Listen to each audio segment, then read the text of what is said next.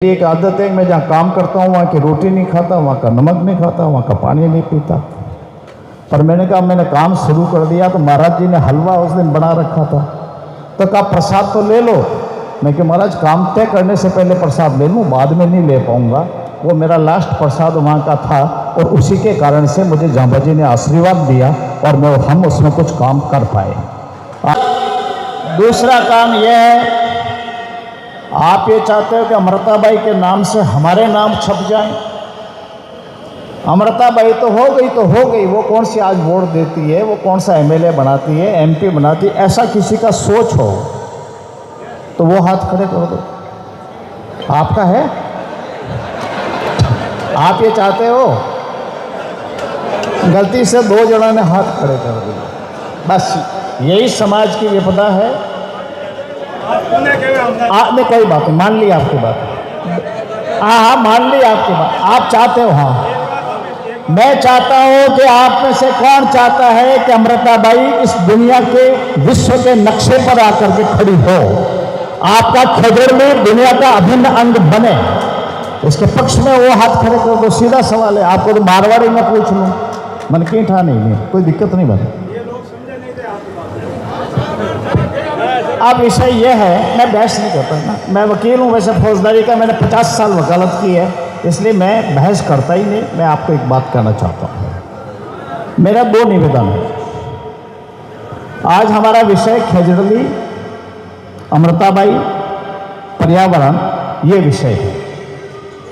पर हम राजनीति में काम करते हैं, घर से पूछते करके आते हैं कि आज मन की बात क्या कह देना, कई दिनों बाद मौका मिलता है, इसलिए हम चाहे जैसी बात कह देते हैं। पर मेरा ऐसा मानना है, मैं गांव का आदमी हूं, आप सब गांव से इधर उधर से पधारे हुए सम्मानित नागरिक हैं। मेरा एक इतना सा निवेदन है, मैं जो कुछ कहूँगा अमृताबाई, पर्यावरण, वृक्ष की रक्षा और हिंदुस्तान में उसका योगदान, इस विषय पर अपनी छोटी छोटी बात कहूँगा। मेरा एक निवेदन है कि मंच पर बैठे हुए जितने हमारे नेतागण हैं, के बिश्नोई जी एक दिन मेरे पास आए। मैंने कहा बताओ कैसे आना हुआ। वो कहने लगे भाई साहब खेजड़ली पे काम करना है। मैंने कहा आप कौन होते हैं कहने वाले? वो कहने लगे मैं के बिश्नोई हूँ। मैंने कहा आप तो के बिश्नोई हूँ, पर बिश्नोई तो दुनिया में और भी बहुत कुछ है ना। जिस दिन खेजड़ली में सर्वसम्मति से प्रस्ताव पास हो जाएगा, क्योंकि मैंने इनसे कहा बड़ा रिस्की मामला है, सरकारें तो राजनीतिक दल बनाती है और राजनीतिक दल ही हटाते हैं। तो मैंने कहा ये सोच लो कि अगर आप ये चाहते हो कि इस खेजड़ली पे काम हो और सारा विश्व इसको देखे, तो हमसे जो कुछ बने योगदान देने के लिए, अपनी आहुति देने के लिए तैयार है। पर ये देख ले कि लखावत जी की जाति क्या है। मैं आपको बता दूं, रामानंद जी महाराज इसके साक्षी हैं या बिराजे हुए महाराज। मैं महाराज जी के आज से कोई 20 साल पहले चरणों में गया था और मैंने कहा था मुझे जांबा जी पे काम करने का मौका दीजिए। तब मुझे कोई झंझट नहीं था, मुझे कोई चुनाव नहीं लड़ना था, मुझे कोई कॉन्स्टिट्यूंसी नहीं ढूंढनी थी। और मैं आज तक कोई विश्नोई कह दे कि मैंने इस नाम से किसी से वोट मांगने आया तो अभी राजनीति से इस्तीफा देकर चला जाऊंगा। मैं ये राजनीति नहीं करता, राजनीति की जगह है। मुझे विचार की बात कहनी है, जहाँ कहनी वहाँ मैं कहूँगा। हम वहाँ गए, पिंपा महाराज के ऊपर महाराज जी ने जाते ही कहा कि लखावत साहब ये जमीन पड़ी, आपके जच्चे वैसे काम शुरू कर दो। अब मेरी एक आदत है, मैं जहाँ काम करता हूँ वहाँ की रोटी नहीं खाता, वहाँ का नमक नहीं खाता, वहाँ का पानी नहीं पीता। पर मैंने कहा मैंने काम शुरू कर दिया तो महाराज जी ने हलवा उस दिन बना रखा था, तो कहा प्रसाद तो ले लो। मैं कि महाराज काम तय करने से पहले प्रसाद ले लूँ, बाद में नहीं ले पाऊँगा। वो मेरा लास्ट प्रसाद वहाँ का था और उसी के कारण से मुझे जांबा जी ने आशीर्वाद दिया और हम उसमें कुछ काम कर पाए। आज वो जांबा जी का आपके टीपासर में एक स्मारक बन गया।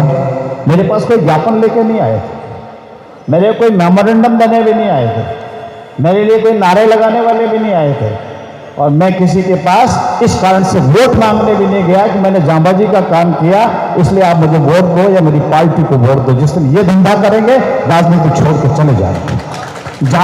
अमृताबाई हमारे लिए वोट का विषय नहीं है। अमृताबाई हिंदुस्तान के जीवन को जीती है। अमृताबाई विश्व की समस्या से सर्वाधिक आज प्रभावित है, कुपोषण के कारण उसका रास्ता दिखाती है।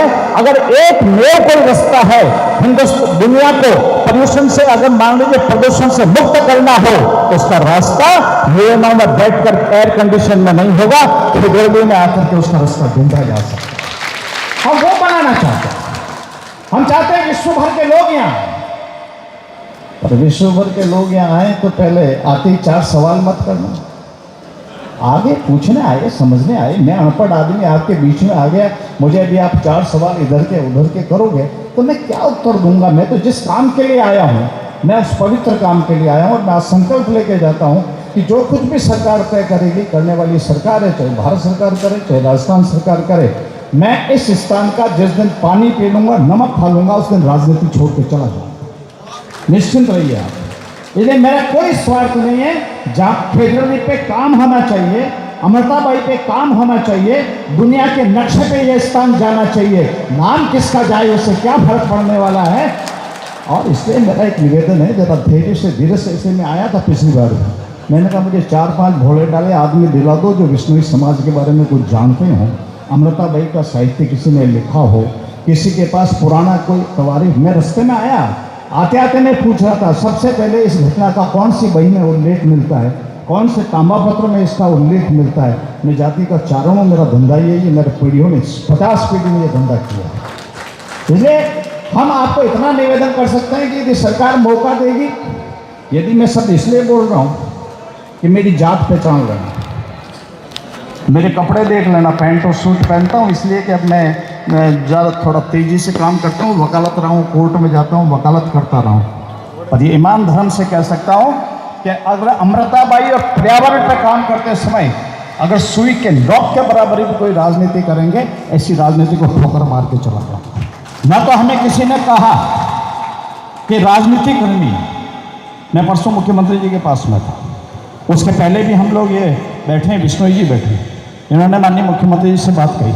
मलकान सिंह जी भी मुख्यमंत्री जी से मिलकर के आए थे। मुख्यमंत्री सरकार का मुखिया होता है, हर मुख्यमंत्री से लोग मिलते हैं, मिलने में कोई दिक्कत नहीं है।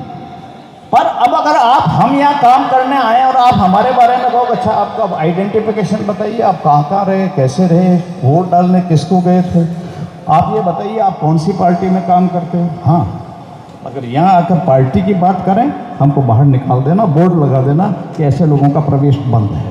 आप निश्चित रहिए। आज हमारा सबसे बड़ा जो संगठन है राष्ट्रीय स्वयंसेवक संघ का, वो इस अमृताबाई के जो त्याग और बलिदान इस पर्यावरण के लिए वहाँ, उसको अखिल भारतीय स्तर के ऊपर संगठन बना के खड़ा कर दिया।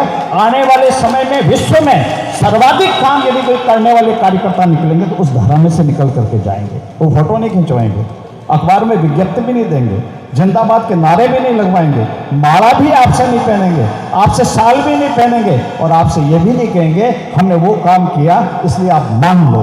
हमारा दायित्व है भाई, अमृताबाई पे काम करना किसी का एहसान नहीं है। अगर अमृताबाई पे काम करते हैं तो हिंदुस्तान की प्राचीन कोई ऐसा ग्रंथ नहीं है जिसमें पर्यावरण के बारे में नहीं कहा गया। हमारा यहाँ कोई उपदेश नहीं है, कोई धर्मशास्त्र नहीं है जिसमें इस बात को नहीं कहा गया। आज सारी दुनिया इस बात से परेशान है और इसलिए उन्होंने 1992 में हिंदुस्तान में नहीं, दुनिया के रियो देश के अंदर वहाँ एक घोषणा की थी संयुक्त राष्ट्र ने, और उन्होंने 1992 में ये कहा था कि अगर प्रकृति के संतुलन बनाए रखते हुए एक स्वस्थ और उत्पादक पूर्ण जीवन का हकदार है दुनिया। उन्होंने कहा कि अमृताबाई का उपदेश जानना हमारा अधिकार है, हम जानना चाहते हैं कि हम जीना चाहते हैं, ये जीने का रास्ता है। क्यों संकुचित करते हो? मेरा किस घर में जन्म हुआ, किस में जन्म नहीं हुआ, आज कौन पूछता राजा रामचंद्र जी कौन सी जाति में पैदा हो गए? किसी ने पूछा भगवान कृष्ण आप कहाँ पैदा हो गए? वो मर्यादा पुरुषोत्तम है, इसलिए विश्व के देवता है, हम सारी दुनिया में उनको मानती है। अमृताबाई बिना जाति बिना, हाँ सौभाग्य है कि विष्णुई परिवार में पैदा, ये विष्णुई समाज का सौभाग्य है। और हमारा भी सौभाग्य है कि राजस्थान की धरती पर है, ये हमारा भी सौभाग्य है कि उनका जो त्याग और बलिदान हुआ वो इस राजस्थान की धरती पर, वीर धरती के ऊपर हुआ। इसलिए हम यहाँ आज समारोह का आयोजन कर रहे हैं। मैं इतनी देर से सुन रहा था, और इसलिए मेरा एक निवेदन करना ये था, इन सारे विषयों में ध्यान रख करके 2, 4, 5 अच्छे आदमी मिल जाए जो इसके साहित्य को इकट्ठा कर ले, निष्पक्ष साहित्य हमको दे दे, इतिहास है वो इतिहास हमको दे दे, अमृताबाई के बारे में कोई अगर ऐसी चीज़ है जो देश और दुनिया में जानी चाहिए वो हमको दे दे। हम इस बात का प्रयास करेंगे, सरकार के सामने रखने का प्रयास करेंगे। सरकार के सामने तो आप ही लोग रखेंगे, ये सरकार के प्रतिनिधि बैठे हैं वो रखेंगे। अब ये दिल्ली के हमारे प्रतिनिधि और आ गए, ये और एक चिट्ठी लिख देंगे वहाँ। और मेरा एक निवेदन है कि अमृताबाई के कार्यक्रम में जब कभी हम 1 साल 2 साल बाद मिलें तो आपको कोई न कोई एक भव्य स्थान बनकर मिले, ऐसी मांग करनी चाहिए। मैं कोई स्वीकृति की बात आज इसलिए नहीं करता कि उसके पीछे कई कारण हैं।